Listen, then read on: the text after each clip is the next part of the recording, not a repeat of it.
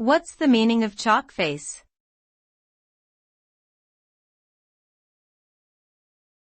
Chalkface.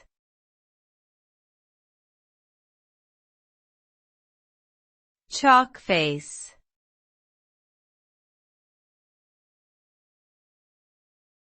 Chalkface.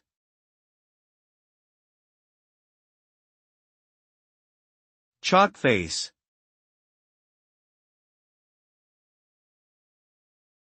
The term chalkface is used to describe the direct teaching of students by a teacher, typically in a classroom setting.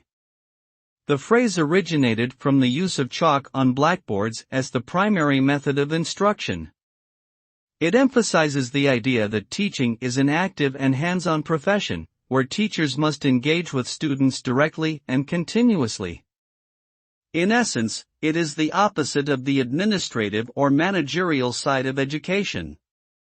The term is often used in reference to the daily work of teachers in schools and is considered a fundamental component of effective teaching.